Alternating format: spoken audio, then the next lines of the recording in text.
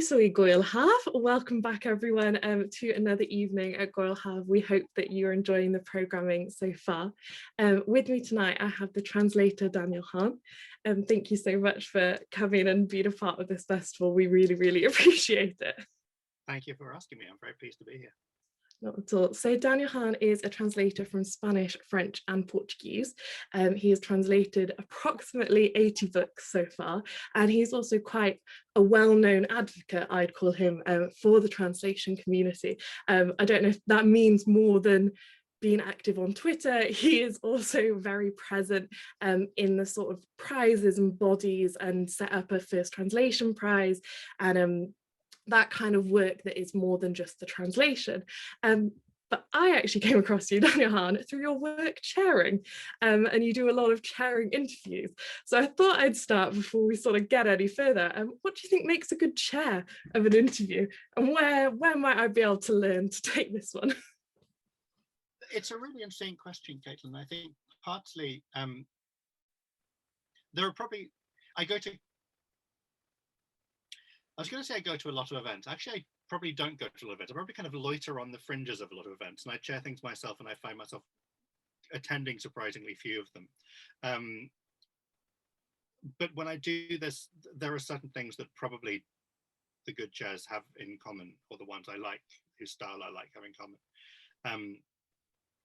Which is to do with being relaxed, and it's to do with listening. It's to do with being reasonably light on your feet. I'm one of those people who I don't always prepare a huge amount, but even if I prepare, I mostly ignore my preparation because I want to listen to what the other person's saying and go, oh, wait a second, but that thing you said, that's interesting. Let's talk about that.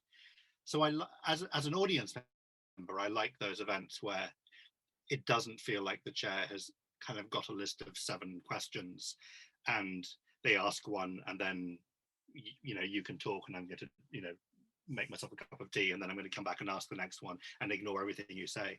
And so it's to do, I suppose, with creating that, it's all sleight of hand, really, it's all fake, but creating that sense that it's a normal conversation, it's a natural conversation, which you as an audience member just happen to be privileged to eavesdrop on. I love chairing events, and I do about 100 events a year in normal times. Which isn't usual. Like, if anyone's wondering, like most chairs, that is quite prolific. It is a lot because they do require some prep. They require reading the books, and they require a bit of thinking, and and getting on trains to places. I love doing it. I'm not convinced I'm as good at it as I should be. And especially now that things have been digital, first of all, I don't think I'm very good chairing events online.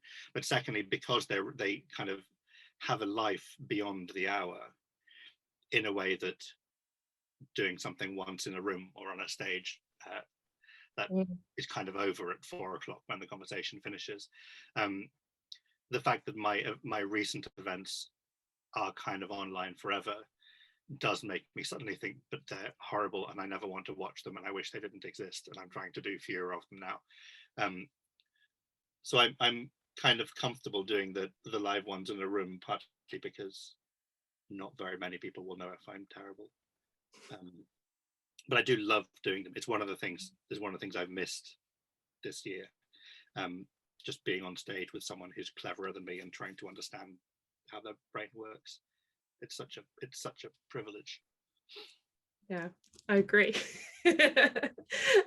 So what I really wanted to start with, because it's a bulk of your work and something I feel is very important and that I want to like integrate into sort of where we go as a festival going forward, is children's literature and the sort of bias towards it within the industry, or just the bias towards it within sort of readership as well. That sort of it's less important, less valuable, whereas we've all started with children's literature. And I've just read the Shadow and Bone series, you know, and like that was just great. You know, I had the best time reading those. So I wondered if you want to talk a little bit about translated children's literature, what the difference in the process is between translating adults and children's, and then also whether we should, I watched an interview you did with Michael Rosen, and as always, he's just incredible. And one of the points you made was about the integration of, should we be talking more about children's literature as part of adult events, and also programming children's events to encourage adults to watch them as well. But is it about that integration further, or do we amplify it by keeping it separate as well? I think to that latter point, it's quite interesting. And one of the things that I've been talking about, the Cheltenham Festival, Literature Festival, with whom I've been working for a few years, has a really good children's program. But interestingly, they almost always have some events, a couple of events about children's literature for a grown-up audience. There are a couple that are being planned for this year, which we're talking about. And I've either spoken at or chaired a couple in the past. And I think that's incredibly useful, even if you don't think most adults are going to be sitting down and reading a children's book instead of an adult book. It's a blurrier distinction than that suggests. But I think it's worth having those conversations anyway, not least because it's a way of taking these things seriously. It's a way of saying, just because something is written for young children or middle children or teenagers, doesn't mean that there is no critical conversation to have around it. It doesn't mean that there is no really sophisticated craft that goes into it. I've been translating children's books for a while, but not perhaps as long as one might think or I would want, because I worked with children's books kind of in one strand of my work for a long time, and I worked as a translator for more than a decade, sort of in parallel, but not actually translating children's books. There was kind of two parallel strands of work, not because I didn't want to be translating for children, but because there simply wasn't the work around. We translate very, very little for children in this country compared to what we translate for grown-ups. And so much as I would have loved to have just translated books for children for the last 10 years, there simply haven't been the opportunities. So I have been doing more in recent years. I've been working particularly with publishers like Gecko Press, who do amazing picture books, mostly picture books, based in New Zealand. And I've been doing a lot of French picture books for them. But it's one of the things that I would like to increase, I suppose, to improve, is the way the children's publishing market is open to books from around the world, in the way that the adult publishing market is becoming. The adult publishing market has really opened up in many ways in the last 10, 15 years. The children's publishing market is more resistant than that for some reasons that I understand. But as a result, there aren't many of us who have the fortune or the privilege to spend our days working on Brazilian picture books or whatever it may be. In some respect, the job is not hugely different from translating a grown-up book, insofar as some children's books are basically novels.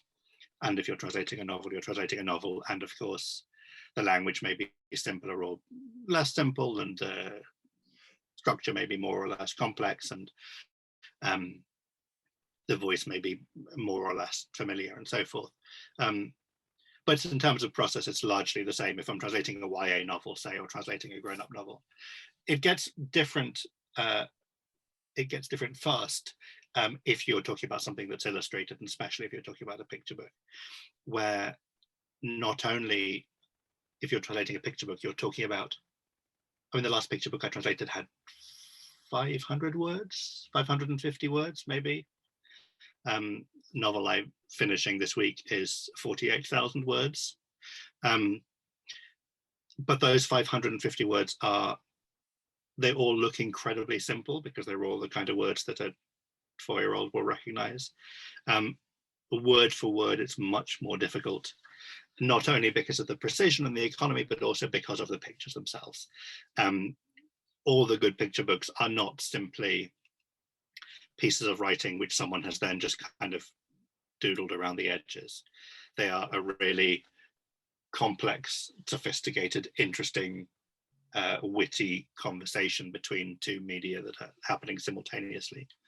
And so translating the words requires being really alert to the pictures and really alert to the structure of the object and the page turns and all those kind of things. A picture book has to be read aloud in a way that most novels do not, which is a different kind of pressure you put on it. So apart from the sort of the linguistic things, like, you know, John's books often have characters with silly names and invented words and wordplay and rhyme, possibly. Apart from those things, just the fact of it being, the object being different and being short and illustrated and structured in a different way, that adds a whole layer of challenge. But that's also part of the fun. I mean, I think this is probably true about, I always think this about translators. I suspect that most of us are more attracted to difficulty than we admit. I think you see a book that has loads of wordplay and you go, oh, it's such a nightmare. I can't believe I have to do this book. It's full of, I've just done a book which is full of palindromes, which of course is a nightmare. But at the same time, there's a part of me which is going, oh, this is going to be quite fun, isn't it? And I think that's probably true about a lot of us, that the problem-solving bits of our brain, so long as you can actually solve the problem, that's really satisfying. Absolutely. I understand that in sort of, I think that applies to when you like a work that you're doing, like whatever type of, that's definitely a feeling I have felt before. Linguistically, I was actually really wondering if you have a sort of feeling, almost like a touch sense for how each language feels to you when you're translating from it, and if there's any sort of linguistically, I quite like to explore that a little bit, like the linguistic challenges of each language, but maybe more broadly the feel of each. I mean, the language I translate from, so Portuguese, Spanish, and French, so probably in that order, Portuguese the most. In most senses, they're quite similar. So the challenges are not hugely different. The things that make Portuguese tricky to translate, the particular frictions that Portuguese has with English, are quite similar to the ones that Spanish has or the ones that French has. There are a few kind of quirks that are different, but having a language that is gendered, for example, a language where word order is very slightly different, between those three, there isn't much difference in that sense. They're all using Latinate words, which move to English in a particular way and so forth.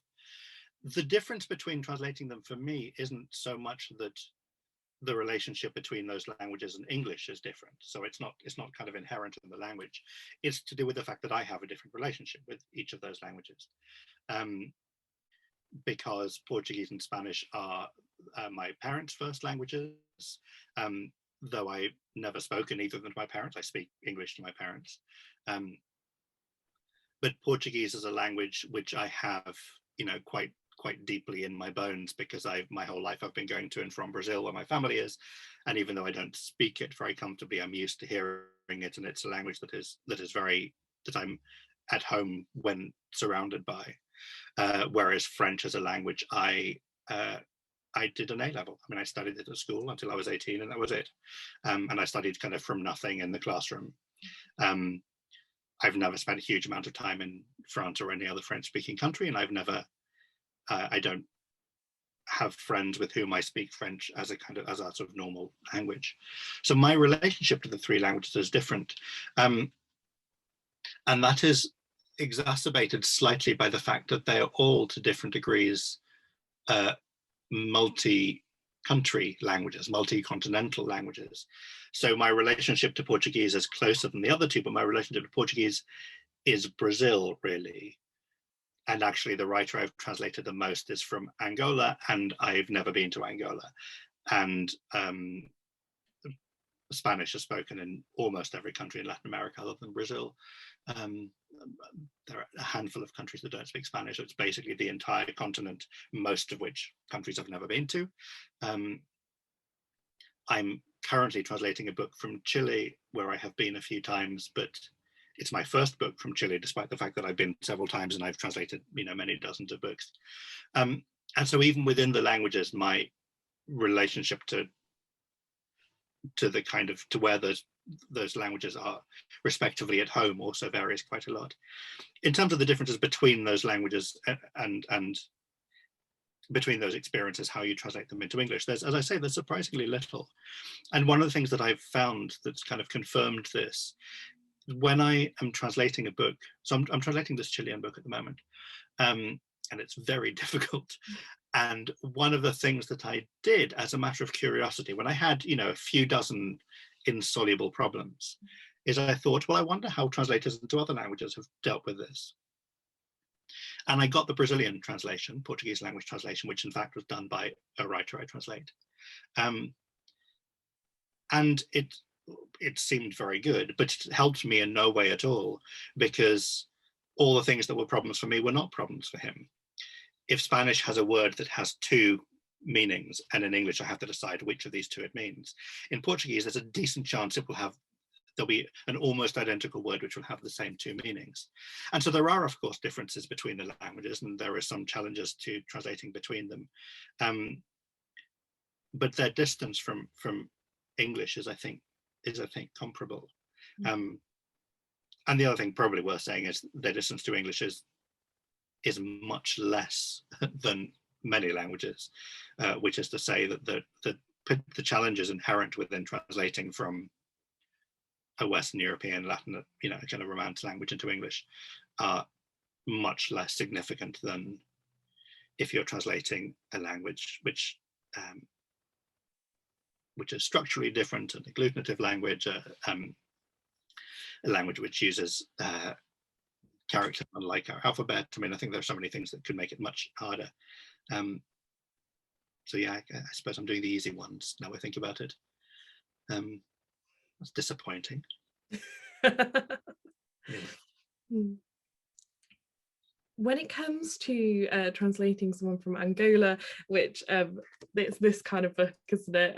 And these ones, and when it comes to translating like the book you're currently, which we'll talk about in a second, because I definitely want to touch on the blog post, but how does a translator translate from the unfamiliarity, and how do you still produce a good product that has respect for and maybe looks at the colonial issues, or looks at sort of the privilege is inherent, privilege in translation is sort of a big, quite rightly, topic of conversation at the moment. How does a translator best deal with that as far as they are able to? I mean, that's a huge question. It's a very important question, but it's a huge question, and there's a huge, it depends hugely on context, not only one's own, but also the context in which a book is being produced. I'm translating another book by an Angolan writer later this year, but both he and Aguiluza, who is the writer whose book you just held up, they are Angolans who, first of all, the fact that they're writing in Portuguese already puts them in one category within Angola, the national, but also the colonial language. They're both Angolans who don't live in Angola now. Aguiluza has lived outside Angola for most of the last, I've known him for nearly 20 years, and he's not lived in Angola in that time.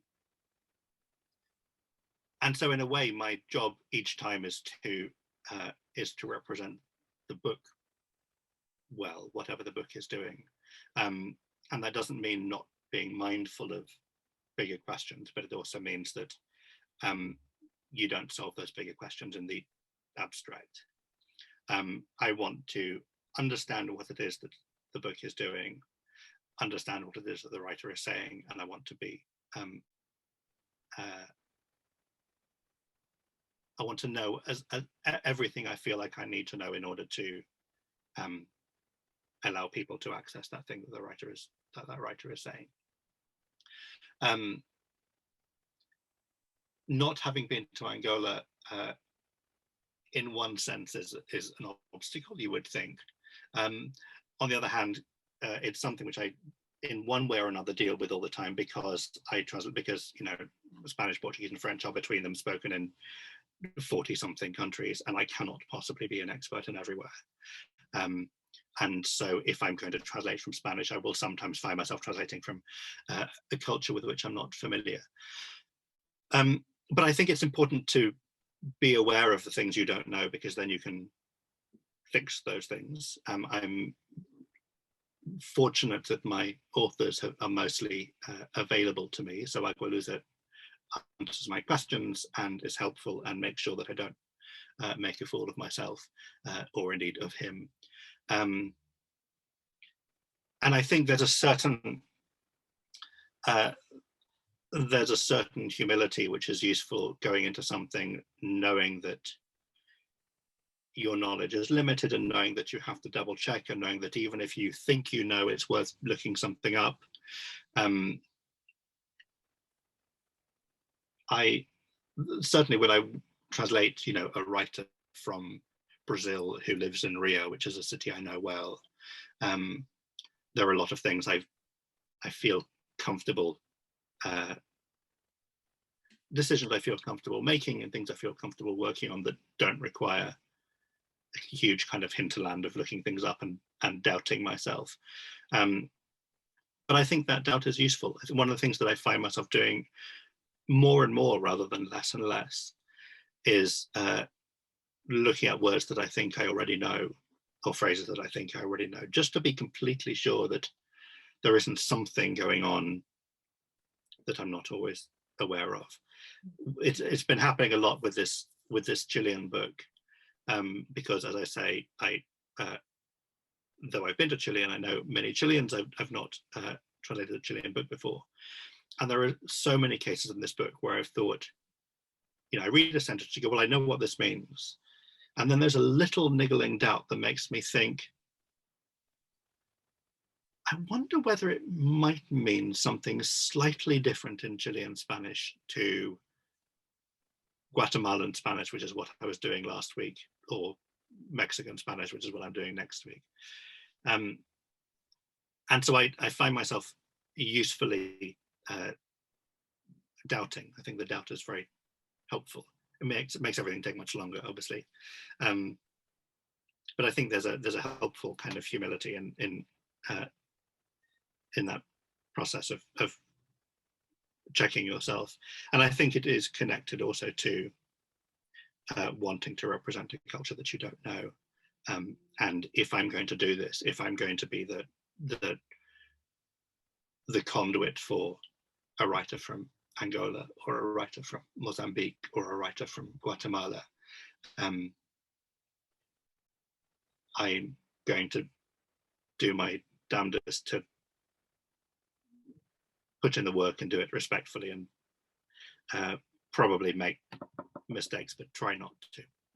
Yeah.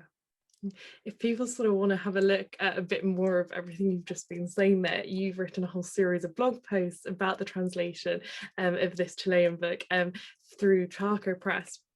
And you also wrote another blog post earlier with Agualusa. All right, was that all right? With Agualusa, where the first part is his Portuguese, the second part is your translation, and then the third part is actually your commentary on your own translation and how you came to it. And the Charco blog posts are very much the same thing, where you are actually out of the art of translation, presenting translation itself as like an art and as something to be read. I think there's something quite interesting there about sort of exposing the process and having that be art itself. I think I always like people being able to see the process for a number of reasons. One of them is that I think there's a funny kind of tension that I want people to understand that translation is more complicated than they realize. I also want people to understand that translation is easier than they realize. And I think those two things simultaneously is what I kind of want the blog to be doing. The first of those, I want people to understand it's more complicated, is to do with translation being largely invisible and people reading things and not even realizing that there is someone who's been sweating blood to get these the punctuation in the right place. And so I want people to see that there is a lot that goes into it, and you don't just put it through a machine, come out the other side, and find that the jokes are still funny. So that's part of it, is wanting people to see the complexity and the work that goes into it. But then there is that flip side, which is making people see that it's easier, because I think there's a risk, especially when we talk about it as an art, which people do. There's a risk of sort of mystifying it somehow, of making it seem like it's kind of magic, or you need a special, I don't know, it's a really particular gift and something that only 3 or 4 people in the world really have, and it's like it's like being able to cast a magic spell. And one of the things that I hope the blog will do is demonstrate that it is difficult, it's complex, but also it's a thing that one can understand, that one, even someone who only has one language might understand how this works. And I can do this by showing people, instead of saying in the abstract, I'm channeling this voice and trying to let it pass through me and to recreate it in the music of another language, which is nice, but doesn't really mean a huge amount to anyone. To be able to say, here is a sentence. I could have written the sentence in this way, and I've chosen to write it in this way. The only difference between the two is this one has a comma and this one doesn't. But actually look at the difference between putting in a comma and not putting in a comma. Look at the difference that makes to the speed of your reading and which words you notice and where you pause and that kind of thing. And so being able to talk about translation in quite a concrete way. I mean, there are inexcusable abstractions all over the blog, but I've been trying to kind of bring it back to, this is a problem with this word, and I'm really struggling with the sentence, and there's this specific aspect of the voice that is difficult. And that, I hope, makes people see that it, yes, is complex, but also is possible. I don't think it's something which I'm slightly uncomfortable about some of the ways we hear people talking about it as though it was sort of a magic thing that I can do because I have special powers and you can't. That bothers me as a way of talking about it. I think that bothers me with writing as well. I think that it's a common misconception, isn't it, that like you can maybe more generalize it to art in general, like the artist sits down and pours out the creative work, whereas that's just blatantly untrue, and it's about turning up every day or whatever it is for each person, but nobody doesn't have failures behind them or doesn't have a process they've had to work at. Right, and that's not to say that everyone's writing is as good as everyone else's writing, and there are some translators who I think are also sort of properly inspired and properly kind of geniuses, and others who are workmanlike and fine. It's not to say that there is no difference in quality, or that people don't bring different kind of skills to it, which I absolutely think they do. But yes, even the people who do have the particular aptitudes, the particular skills, who are very sensitive readers, who are very good with language, who are very good at who have a good ear and so forth, even they still have to sit down, write things out, check them, correct them, try again, third draft, take the comma out again. I mean, it's not you don't just sit there and wait for divine inspiration. Yeah, exactly. In the Agralisa blog post, you crossed out translated by and wrote instead created by, and that was sort of like a commentary within the blog post itself. And there was a couple of things that also really caught my attention. You explained compañero as friend, and sort of explained why this wasn't the perfect translation, and then this allowed you at the end to then use the word compañero, and the reader could know all these other connotations that it had and could then understand the word, and you'd essentially taught people the word through the writing process. So that does feel like an act of creation, and there was sort of the argument there. What's sort of the conversation around the use of those words, and what's your sort of take on it? I mean, the fun thing about that piece you mentioned. So it was a piece written for English Pen and Granta, a partnership between those two organizations. And it's, as you said, it was a kind of, Agualusa wrote a piece about translation, and I specifically, and working with his translators, I translated and then did this sort of commentary. And the commentary was, it's supposed to be, I mean, it's kind of playful and slightly irreverent, but it's also supposed to draw attention to the kinds of things that are sort of happening in your head while you're translating, which is to say, the kind of things you notice, the ways you correct yourself, the decisions you're making.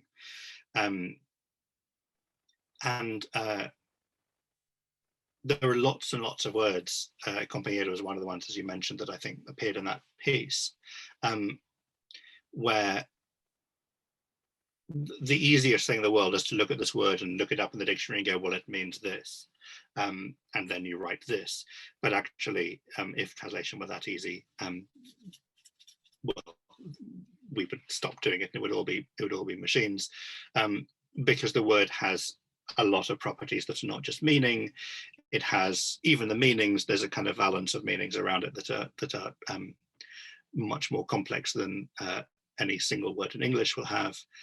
It is a word that has properties of sound. It happens to have 4 syllables. It happens to rhyme with certain things in Portuguese, which the word friend happens not to rhyme with in English, and also happens not to have 4 syllables in English, and so forth. And so that piece was a way of, I suppose, drawing attention to the fact that every bit of a translation, every word, every comma,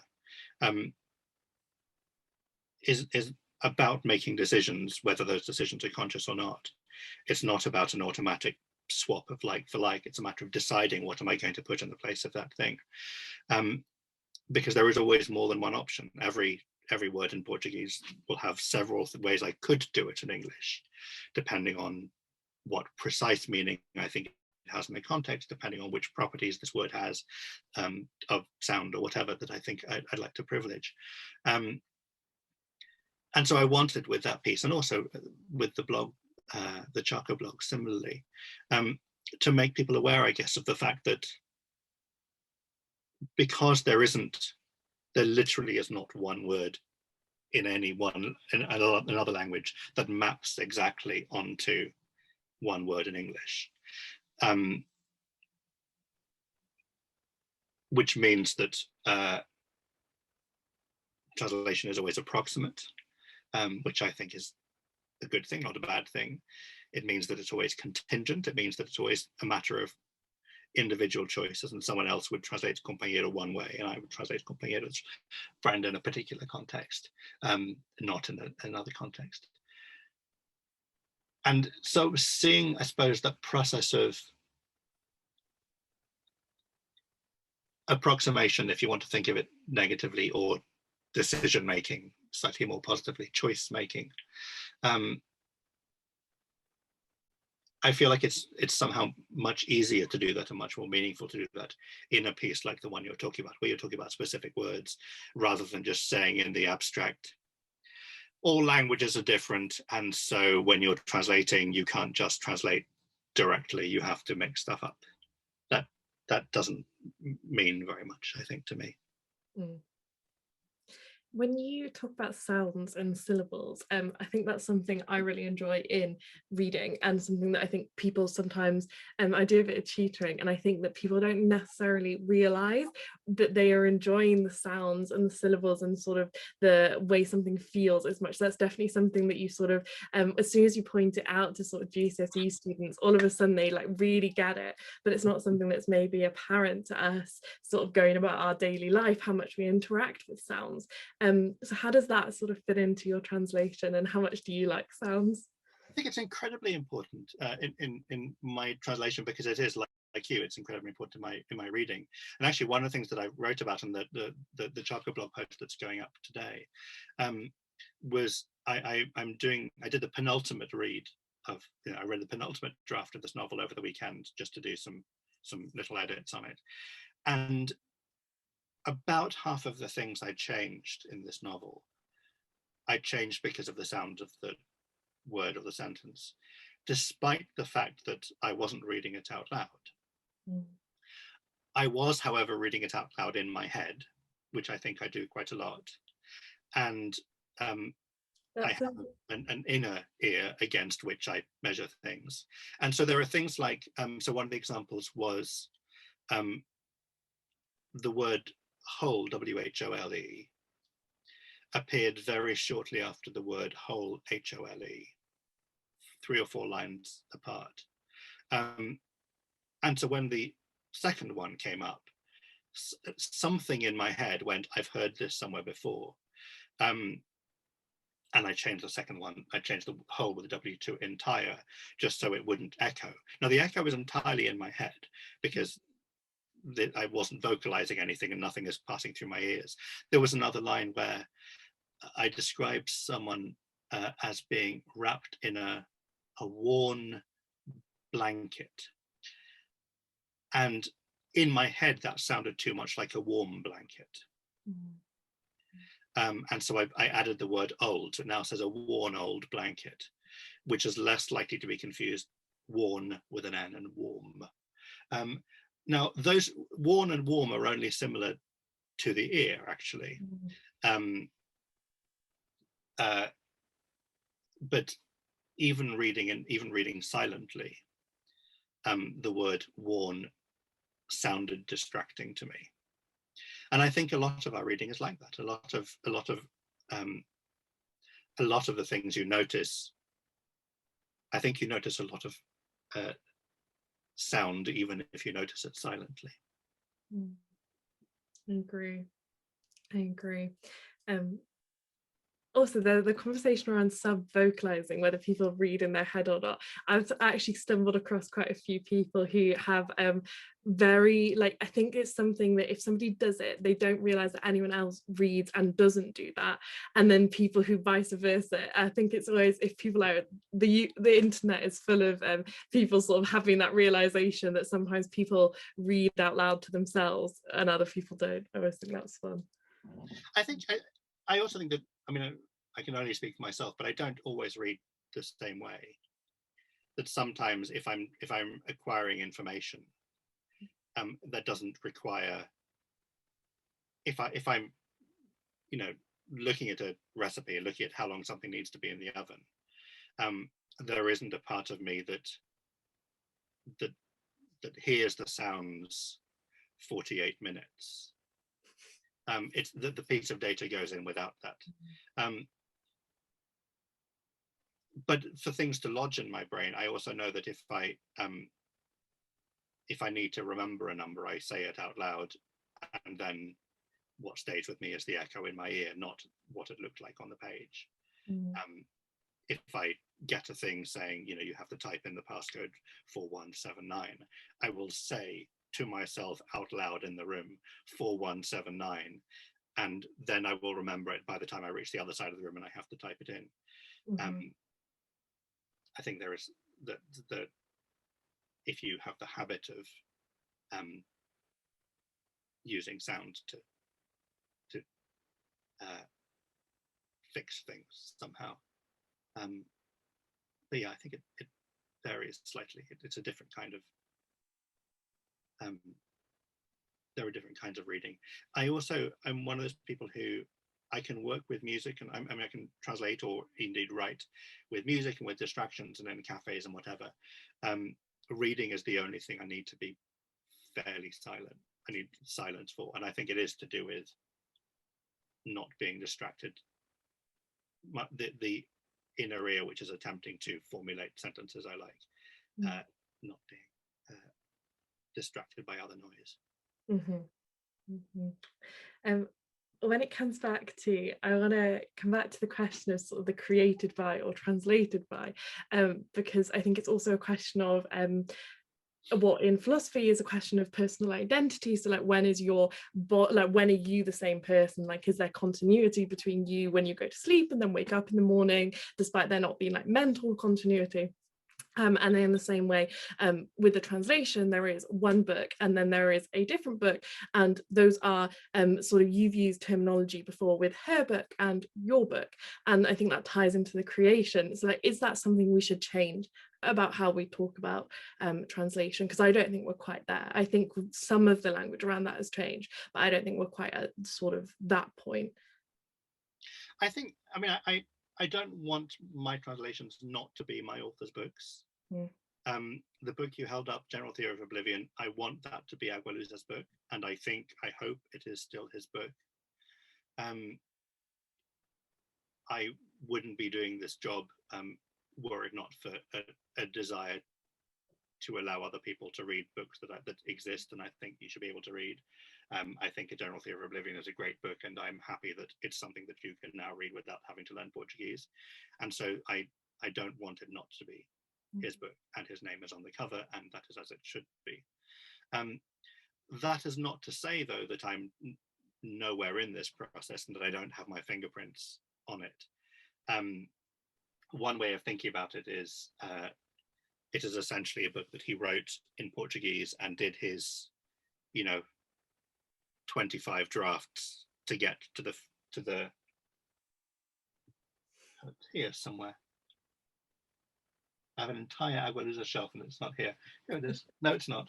Oh yes, this one. So he did 25 drafts and he got to this thing here. I then did the next 5 drafts, which involves changing all of the words, but hopefully not changing anything else. I mean, obviously in practice, everything else changes as well, but the aim is to change nothing but the words. And so it's still more his work than my work. But there is a difference between giving drafts 26 to 30 to me and giving the draft 26 to 30 to one of a number of, translators who would have done things differently and possibly better, and certainly, would have brought completely different things to it. So I think there's a combination of, on the one hand, of course, humility, because I don't want to supplant this person and I don't want my book to supplant their book. But at the same time, I can't pretend that I'm neutral. I don't think it's useful to pretend to be neutral. I don't think it would be useful if I could be neutral. I want to be respectful, and if it's a book I love, of course, the thing I most want to do is exactly the same thing as it's doing already. And I need to recreate it, if not create it. I need to, I have a sort of blank page, I have no words to start with. And I have to find 48,000 words that allow a recreation of this thing that someone else has created. So it's obviously it's blurry, but I think there's a sort of somewhere in between where I'm quite comfortable in acknowledging that, it's me rewriting a book that is someone else's book. It is more theirs than mine. They get a larger share of the royalty, as they should. They get the name in bigger font on the cover, as they should. But that doesn't mean that I'm not that interchangeable. And so you will see my fingerprints on it as well. I mean, that connects to the interesting thing you were saying about sort of the integrity of one's own identity. Because in one sense, this book by Agualusa and this book by Juan Pablo Villalobos, one of them an Angolan writer, one of them a Mexican writer. In one sense, they're also both written by the same person because they're both also me. And in a way, what you want is to avoid that sense that there is one person who is the author of those English books and various other things that I have out of shot. Had a last survey that I can see here from here. So because the translator's identity, the kind of professional identity, is not limited to one book or indeed one author. I am the same person, whether I'm translating a French picture book, a work of Brazilian neuroscience, or a Mexican novel. But I would hope you won't notice that. A particular decision that you made, that I don't expect you to remember this decision at all, or like why you made it. I'm just interested in sort of exploring gender through language. So Aguilusa, in his first translation, he clearly used the words he and him and his to refer to an author, and then that stayed in the English translation as he, him and his, rather than they, theirs, and or as sort of you do see now in academia in particular, you see people shifting towards female pronouns to sort of adjust the balance to which male pronouns have been used to mean everyone. And I was wondering why in a situation like that you might keep the I don't know if the gender pronouns were sort of unavoidable in the Portuguese and would be used sort of like in that sense that masculine is used to refer to plural, no matter if there's 99 women and one man. Yeah. But why would that be something you would have kept, or sort of like, you know, that seems something to me that I like wouldn't want to keep, and not, yeah. Well, so when I write, if you read stuff I've written about translation kind of in the abstract, I will often use female pronoun to refer to a writer or a translator or a reader. Mm-hmm. So one of the problems a translator might face is that she might, etc. And I do that very regularly. But the fact that I do that very regularly is entirely irrelevant if I'm translating somebody else. Mm-hmm. I want to reflect the way Portuguese works, what Aguilusa wrote, what Aguilusa was thinking. He also writes things that I disagree with. But if I change those things to things I agree with, that stops being a translation and starts being something else, which is fine. I mean, that's also, I might decide that I'm going to improve or correct or adjust in some way. But one of the things, so I had an interesting example of this. I've translated this Brazilian novel, which is coming out in a few months by a writer called Paula Scott. And it is substantially about, it's called Phenotypes in English, and it's substantially about race in Brazil and the language we use to talk about race in Brazil.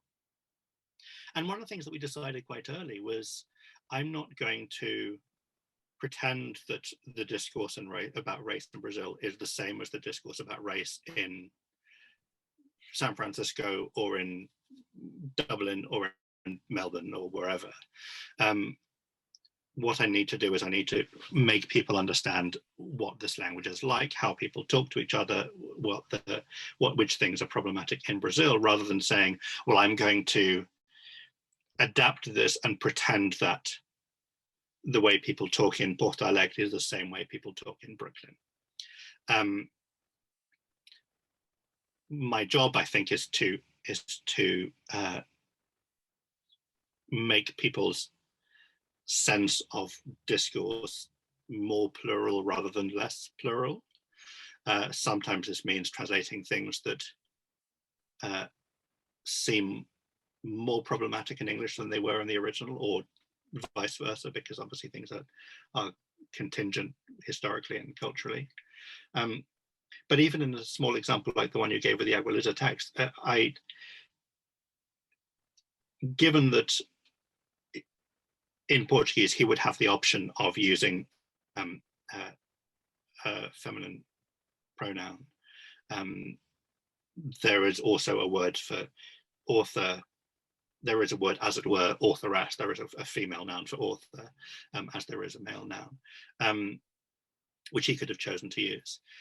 But he didn't, and he is a male author writing about authors, and I'm a male translator writing about authors and translators. And so my own inclinations to make language, to do, as it were, more activist things with language, to use language, for example, as you said, to redress an imbalance.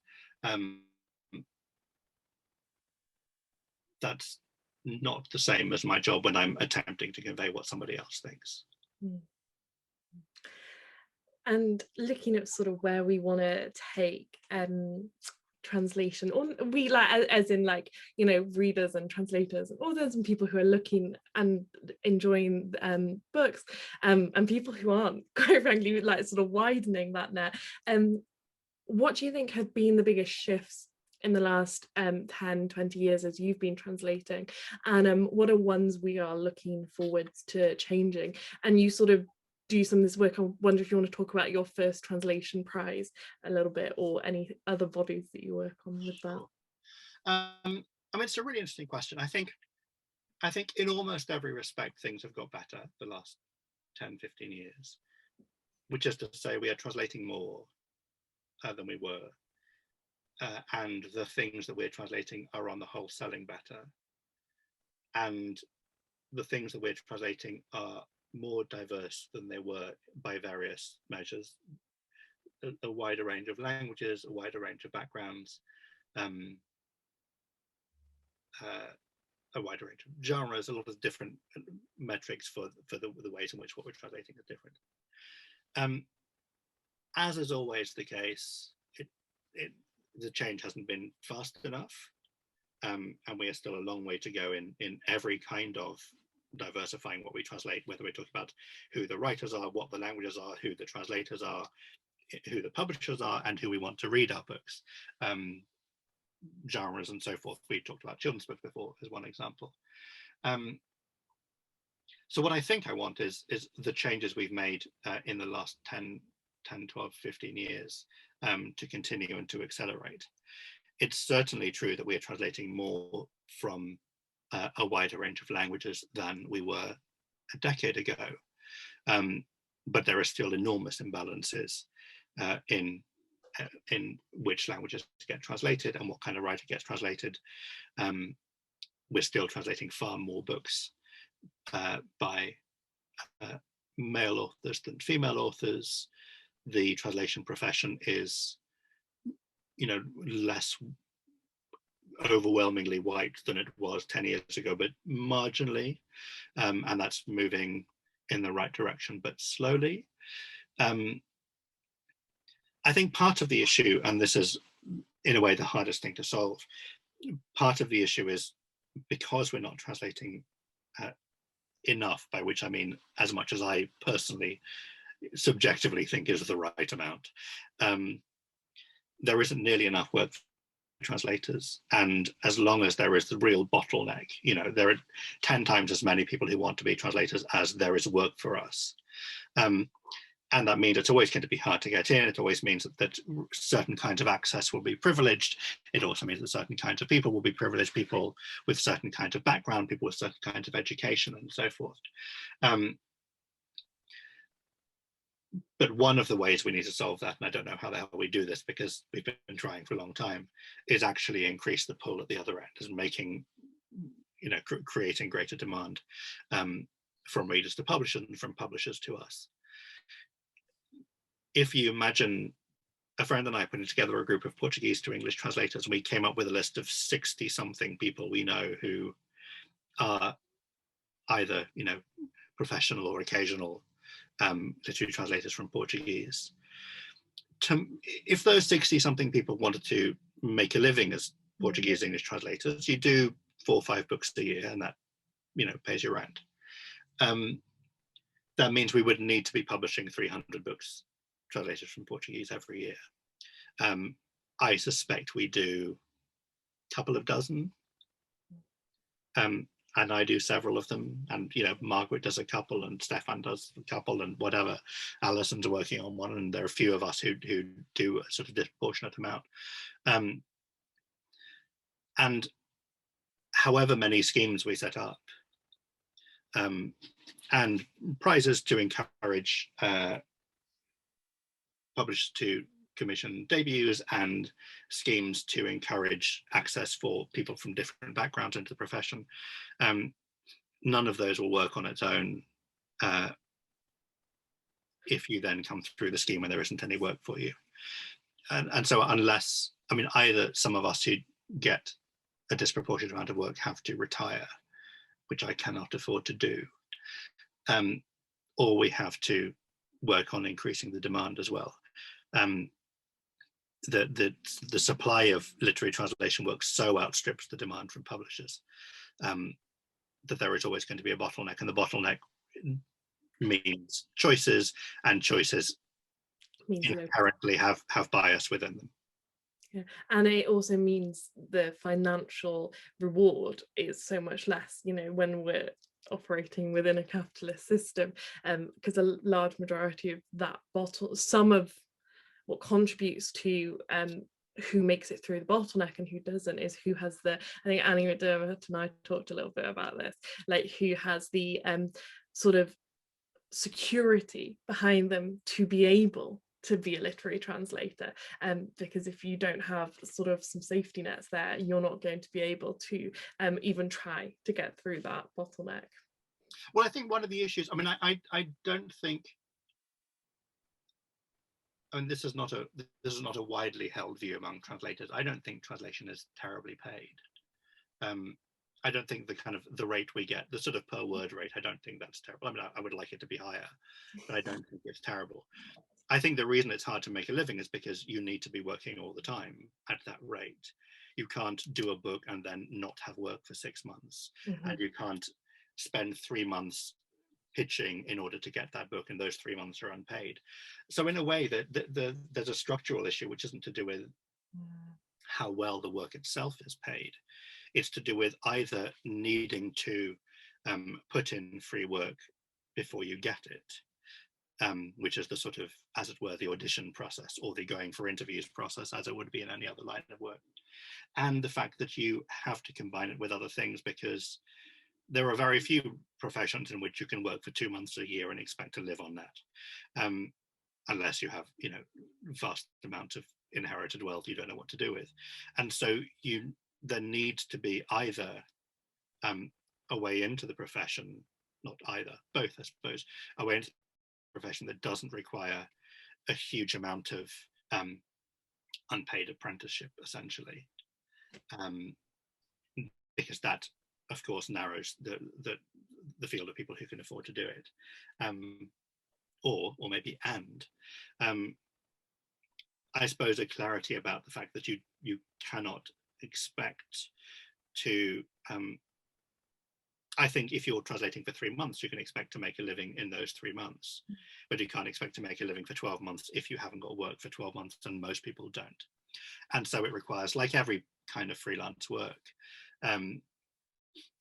not only investing in getting the work, but like every kind of freelance work, it requires a patchwork of things, so that you may translate a book every 3 months or a book every 3 years.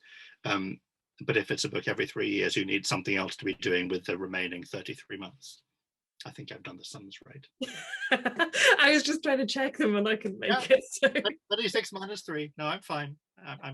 We don't need to edit that out. I was fine with the numbers. So what are you sort of like, what are you working on next, and what's coming out this year that you are excited by? I have so many things I'm excited about this year. I'm finishing the Chilean novel for Charco, which I'm blogging about, which is called Never Did the Fire by Diamela Eltit, and I'm hopefully going to deliver it at the publishers on Monday. I have a first draft of something I'm co-translating with a friend, which is also, the first draft is done and it's now with him, so that'll just be back and forth for a couple of months. It's a Spanish non-fiction book by a writer we've worked on before. And then I have a couple of things lined up after that. An Angolan novel, which I'm doing for Faber, which we've just announced, and a collection of stories by a Brazilian classic 19th century writer, which I'm doing in the latter part of the year. But because there is the lead times are really big, some of the things I'm working on won't be out until the beginning of 2023. So the things that are coming out, I have a huge, and sort of delightful array of things coming out from this summer, kind of from between August and January. I have my second book by Julian Fuchs, who's a writer I love, Brazilian writer. Co-translated some Resistance is just brilliant, and this is his new book called Occupation. I have a spy novel. I have an Agualusa collection of non-fiction, which I co-translated with some friends, and a little Agualusa collection of poetry. I have a big Brazilian book by a neuroscientist about dreams, which is kind of amazing. I have the Paulo Scott book about race in Brazil I mentioned. The Diamela book is coming out at the beginning of next year. The novel I mentioned, full of palindromes, which I co-translated, which is out in November. What's that one called? I like the sound of that one. It's amazing. It's called The Night. In fact, the title in Spanish is also The Night. The title is in English and Spanish, which my friend Noel Hernandez Gonzalez and I translated for Seven Stories Press, a writer called Rodrigo Blanco Calderon, and it's a very literary, very clever, tricksy. There's sort of a crime novel in there somewhere, but it's much more interested in politics and in language and things. And one of the main characters is obsessed with palindromes and anagrams, and so the translation, we needed to come up with anagrams, and we needed to come up with new palindromes, which is not easy, to suit specific scenes, and acrostics and grammograms and all kinds of things, including, there's one acrostic in there which isn't even in the Spanish. It was just, by that point we were just making stuff up, and it's such a delight to translate. Incredibly difficult, but that difficulty is when you can actually solve the problem. That difficulty is such a joy. Coming up with an anagram or a grammogram or a palindrome or an acrostic or whatever that just works. Very satisfying. So that's out in November. I might have forgotten something, but yeah, there's a nice mix of things coming out in a short space of time. It's exciting to hear the non-fiction in there as well. I noticed that you translated Arsene Wenger's autobiography. That was a big book of last year. Is there a difference between translating non-fiction, fiction, or do those feel very similar? It depends. I mean, like everything, I always think the answer to all interesting questions is it depends. But there's certainly a difference between translating an Arsene Wenger book and translating a novel. But that's not because it's non-fiction. It's because it's a particular kind of non-fiction. Mm-hmm. There is some. I mean, one of the books I worked. Actually, this is also that's coming out later this year. I knew I'd forgotten one. Last year, during the first lockdown, a wonderful Portuguese novelist called Gonçalo M. Tavares wrote what he called a plague diary, and he wrote a post every day for 90 days, which is published in various newspapers all over the world. And that is coming out in English. I translated it as he was writing it, and we published it in bits. TLS and Granta and White Review and Words Without Borders was kind of scattered. But that's coming out as a book in English in the autumn. And that is non-fiction, but it's non-fiction written by a novelist who never stops being a novelist just because he happens to be writing about something that is true in a more conventional sense. Mm-hmm. I think if the nonfiction has a voice, if the nonfiction is artfully crafted, of course there are differences to do with the kind of research you do, but it's not as though all nonfiction is not, quote unquote literary. It's often artful in very similar ways.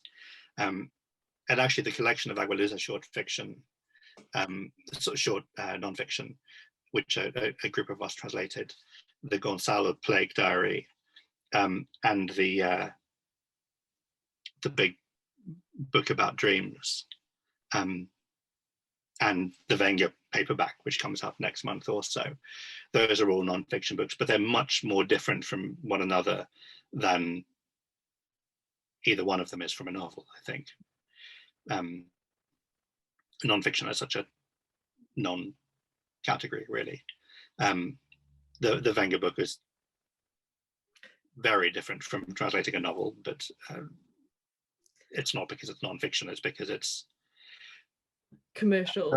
it's commercial, and it's Arsene Wenger, and it's high profile, and it happens to be a non-fiction on a subject about which I know very little. Yeah. It's different from, you know, the Brazilian neuroscientist. I know very little about neuroscience, but it's about dreams, and I know more about dreams than I know about football.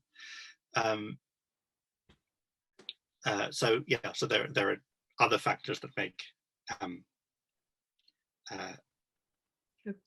things more or less different and more or less difficult. There are certain kinds of nonfiction which require, I mean, I know people who specialize in translating nonfiction, who specialize in translating biography or autobiography. But I think it's very hard to generalize. So maybe more about the lexicon that you have around a subject area and like how at hand those words are.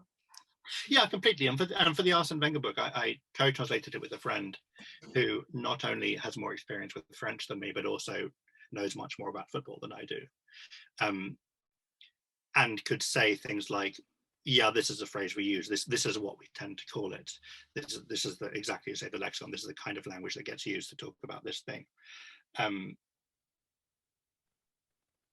And who knew him better, you know, had seen more of his interviews and heard him talking and that kind of thing, which I had much less access to begin with. But in a sense, you know, I've translated, I did another football memoir when I was starting out. I did the Pelé memoir. And the Arsene Wenger book had a lot in common, and as a translation proposition, with the Pelé book, in a way that it didn't have anything in common with other non-fiction books, other books from French, other books, contemporary books by white men. Mm-hmm. There are really specific things that make it more or less within my comfort zone. Yeah. Well, thank you so much. I really appreciate this conversation. I've really enjoyed it. Lovely talking to you. So glad you enjoyed it. So you can check out the rest of Gŵyl Haf on our YouTube. You can just search Gŵyl Haf. It'll all be linked below as well. If you're watching this, you probably already know where our YouTube is. You have a Patreon that goes towards supporting things like the Zoom license. If anybody is able to donate, we'd really appreciate it. And see you guys at another event. And I hope you enjoyed this one. Thank you very much.